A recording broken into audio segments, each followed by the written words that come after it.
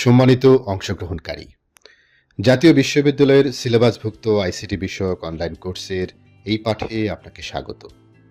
এই পাঠ শেষে আমরা অনলাইন এথিক্স কী তা ব্যাখ্যা করতে পারব, ডিজিটাল ওয়েলবিংয়ের গুরুত্ব উল্লেখ করতে পারব, বিভিন্ন ধরনের সাইবার হুমকি থেকে নিজের সাইবার সুরক্ষা নিশ্চিত করতে পারব।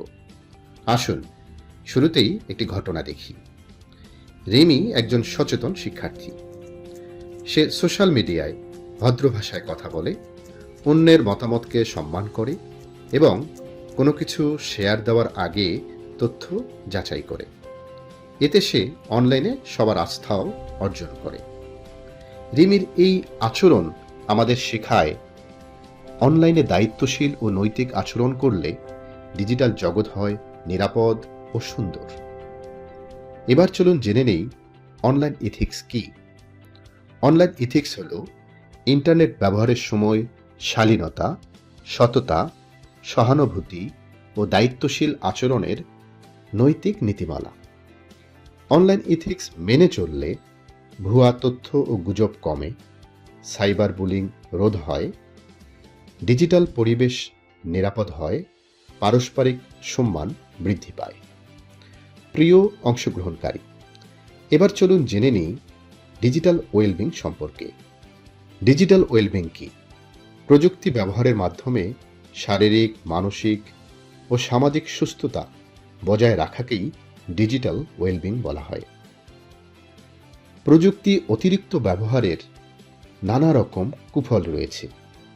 প্রযুক্তি অতিরিক্ত ব্যবহারের ফলে চোখে চাপ ও মাথা ব্যথা অনুভব করা, ঘুমের সমস্যা হওয়া, মানসিক চাপ ও একাকিত্ব বোধ করা, পড়াশোনা ও কাজে মনোযোগ কমে যাওয়া। আপনি জানেন কি ডিজিটাল ওয়েলবিং বজায় রাখতে আমাদের কি করণীয়? নির্দিষ্ট সময় স্ক্রিন ব্যবহার, ঘুমের আগে মোবাইল বন্ধ রাখা, পরিবার ও বন্ধুদের সময় দেওয়া, অনলাইন ও অফলাইনে ভারসাম্য রাখা। এখন চলুন জানি নিজের সাইবার সুরক্ষা কেন জরুরি।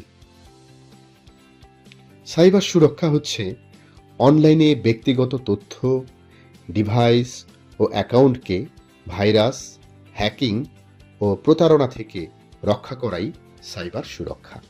চলুন এক্ষেত্রে জেনে নিই সাইবার সুরক্ষায় কোন কোন ক্ষেত্রে আমরা নিজেদেরকে কিভাবে সুরক্ষা করব। চলুন শুরুতেই আমরা কিছু সাধারণ নিরাপত্তার অভ্যাস সম্পর্কে জেনে নিই। সবসময় শক্তিশালী ও আলাদা পাসওয়ার্ড ব্যবহার করুন। এক্ষেত্রে বিভিন্ন অক্ষর, সংখ্যা এবং বিশেষ চিহ্ন ব্যবহার করতে পারেন।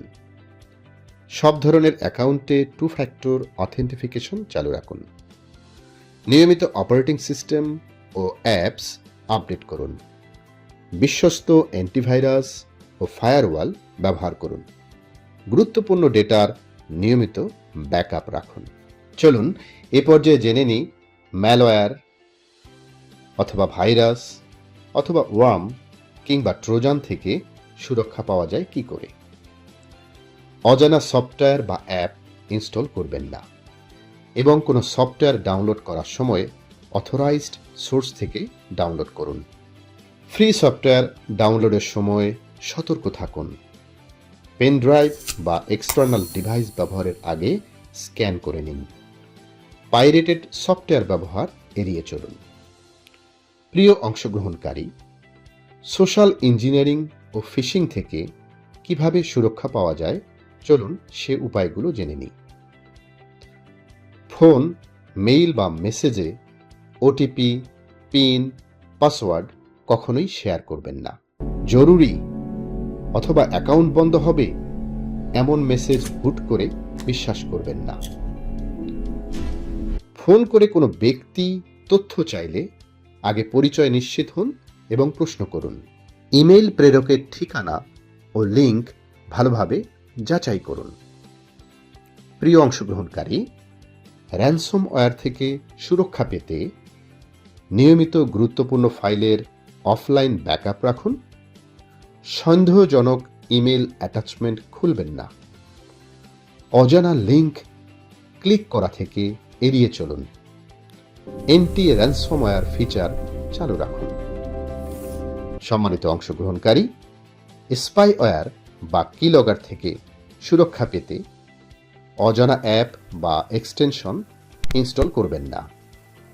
পাবলিক কম্পিউটারে ব্যক্তিগত অ্যাকাউন্ট লগইন এড়িয়ে চলুন। নিয়মিত ডিভাইস স্ক্যান করুন। প্রিয় অংশগ্রহণকারী, অ্যাডওয়্যার বা রুটকিট থেকে সুরক্ষা পেতে ইনস্টলেশনের সময় কাস্টম বা অ্যাডভান্স অপশন ব্যবহার করুন। অপ্রয়োজনীয় অ্যাপ ও টুলবার রিমুভ করুন। নিয়মিত সিস্টেম আপডেট রাখুন। মনে রাখবেন, সচেতন ব্যবহারই সাইবার অপরাধ থেকে বাঁচার সবচেয়ে বড় উপায়।